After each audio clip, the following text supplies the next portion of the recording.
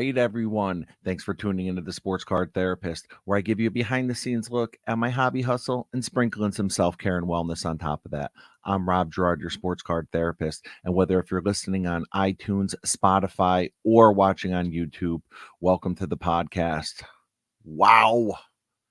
The National 2023 Rosemont, Illinois is just about in the books. And let me tell you, wow. So this is episode 198, and we are calling this the National 2023 Recap Part 1 because this is going to be a 3 episode series that I'm going to drop probably within every 2 days. I'm going to release a new one. So today's Sunday, I'm going to release this. I'll probably release one on Tuesday, probably one on Thursday. There was just so much to put in to a single episode. It just does not make sense. And I'm actually going to be crossing over into my 200th episode. So I don't even care. I don't even want to have a celebratory 200th episode. I just want to talk about the National. That's all I care about, you know. But yeah, there's so much to digest and unpack from what the last week has been like. But if I had to sum it up in one word, I would say whirlwind. Amazing, hobby changing, life changing. All right, so that's more that's more than one word, I know, but there's no real easy way for me to sum up what going to the National is like. I can tell you one thing. I felt similar after last year's National in Atlantic City as well. And the one thing I can tell you is that I'm feeling more focused than ever on exactly which direction I want to head toward in this hobby with my collecting.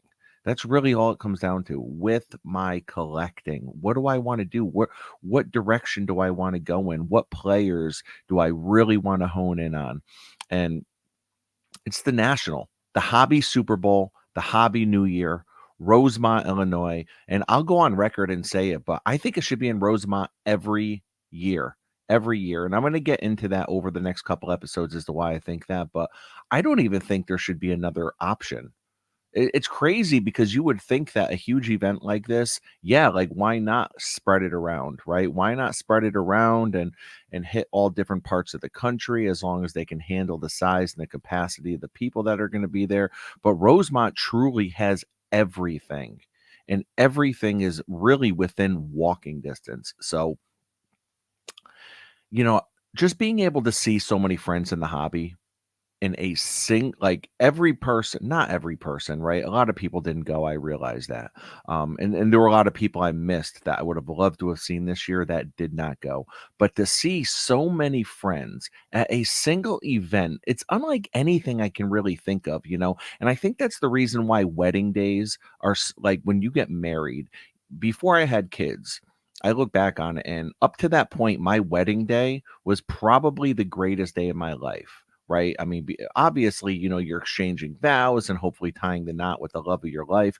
But a major factor, at least for me, and what makes weddings so incredible is that for the most part, you have your closest friends and your closest family all in a single room for probably the first and only time in your life, right? No other time is every person that's important to you going to be there at that event. And that's kind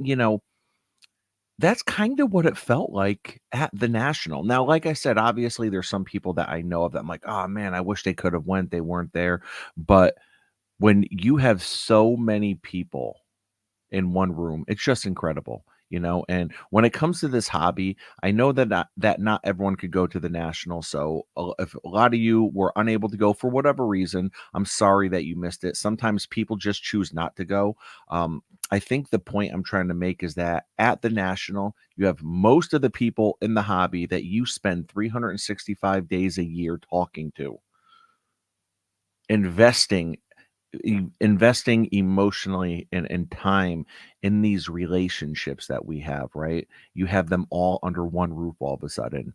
And on an emotional level, it's extremely humbling and gives me the chills, even as I'm saying these words right now. So, man, busy, busy, busy.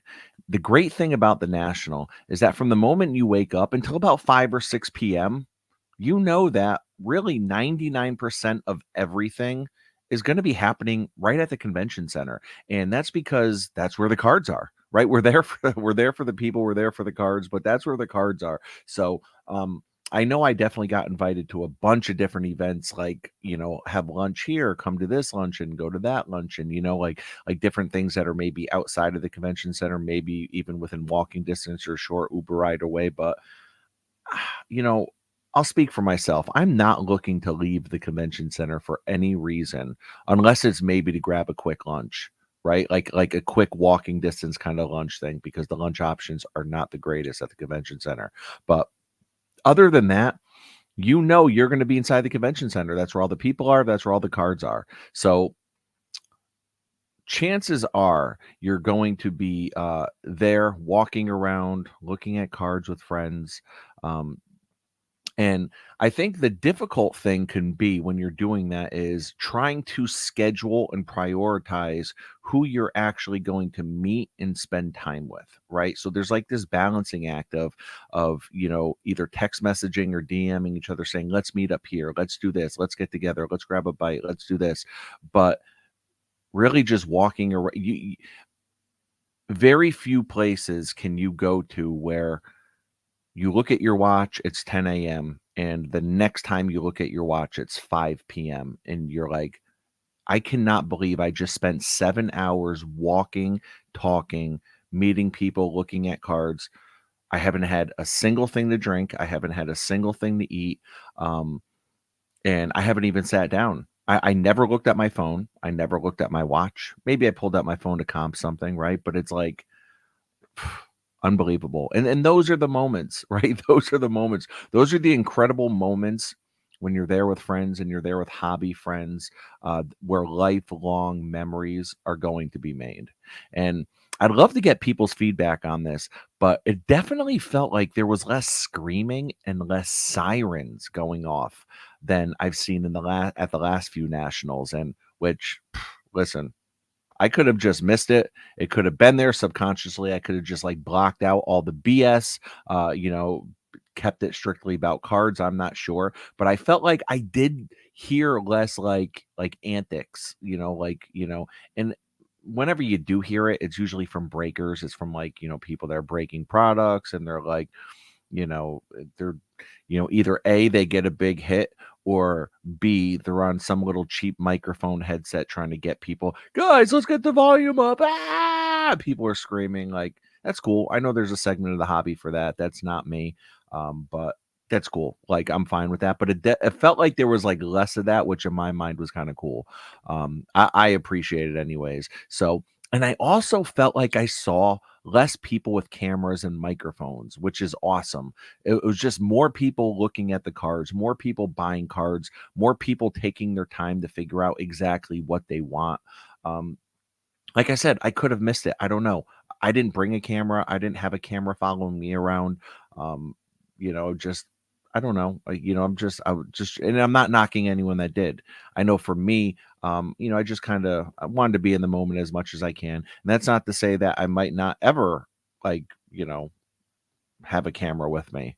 But no, I just at the national, just something I really just always want to soak in and be part of. So that's pretty cool. So going to an event of this magnitude for me is strictly about the people, strictly about all these relationships I've made in the hobby, all these relationships that I've spent time, energy, and passion into curating, just like we do with our collections, right? We're always curating our collections. In a way, it's almost like a lot of us are always kind of curating our hobby circle, right? It's like our collections. We have our main PC. We have our main personal collection, which are the people that we talk to most in the hobby, right? The people that we talk to every day. Then from there, we kind of have our side branches, right? We have our side PCs that we spend a lot of time building, have a lot of passion and love for into those things, but it's not the main PC. It's not your main wolf pack. And it's about priority. And I think at National, we prioritize the cards, and we prioritize our relationships and friendships, and it's no different. So So much happened that I'm going to get into over the course of the next few episodes. But I just want to give a quick acknowledgement to my guys, the Wolfpack, Big Ken, Cousin Tony, Cousin Oz, Craig and Carmine from Crosstown Cardboard. The week that I spent with these guys, it felt like it was life changing, right? And I'm not trying to be I'm trying not to be too dramatic here or go out on a limb too much, man. But I tell you, man, I no longer just look at these guys as like friends in the hobby, and I looked at them as real friends before, but I tell you, man, these guys really, after the week that we spent together, they are true life friends. They're family, and the bond it just felt incredibly strengthened during this national, for me anyways. I can't speak for them, but for me. And it's a bond that just kind of feels unbreakable. So I love these guys. So really cool stuff. Also, the Wolfpack trade night slash hobby hangout was a raging success. So thank you to everyone that was involved, whether if you were a sponsor, a Wolfpack member, helped with the planning, or you just showed up to trade. There were a ton of pop-up trading events that happened no matter where you went. They were popping up in hotel lobbies, hotel rooms, convention lobby floors, everywhere. And I think that myself and the other Wolfpack members realized that all these trading events were going to happen. And regardless if we put our name on an event like that or not, but what we're most proud about, I think I'll speak for myself, is that I was able to help find a place, right? Find a huge space that was safe from getting shut down. Because even in the moment, right? Like in the weeks leading up to the national, we heard about how all trade nights are going to be shut down if they're not approved by the national. And really the nationals only approved one or two of these. So anything else is getting shut down. Like they have some sort of big muscle like that, right? To just reach out to other hotels that they might not even.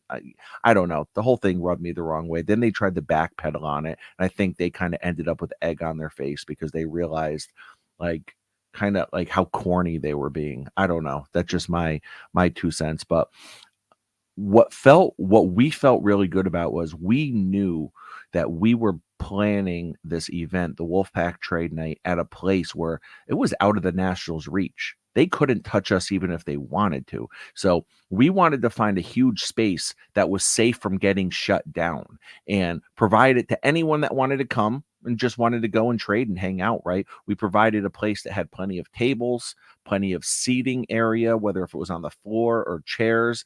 We gave out free T-shirts, free custom Wolfpack trading cards. There was a cash bar. There was a DJ playing music for hours and hours. It was just a vibe. It was a vibe, and there were some huge names in the hobby that were there that came, and it was just great, man. So thank you to everyone that showed up and helped make that a success because you know, it was definitely a vibe. That's for sure. We're proud of it. We were able to accomplish that. The event started at 6 p.m. on Friday night, but people started coming in right at 5:30. And so think about this. People started coming in at 5:30 p.m.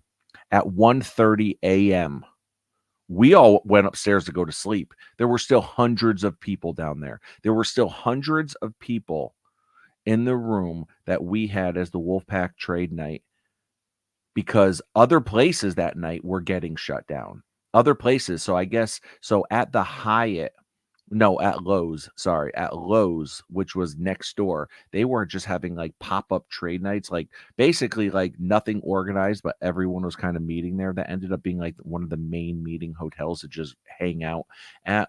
And the cops ended up going there and shutting everything down on Friday. They kicked everyone out that did not have a room there. So I want to say like around 11:30 midnight, we just got a massive crowd of people that came over from Lowe's. So I mean, our thing was popping and raging for well into the wee hours into the early morning. It was like a 12-hour event it ended up turning into. So it was amazing. So big shout out to everyone that had deals, that made deals, that hung out, that just really felt a part of this community. And that's what we were looking to do, an all-inclusive kind of event, because again, it's the people. It was the people, right? Man. And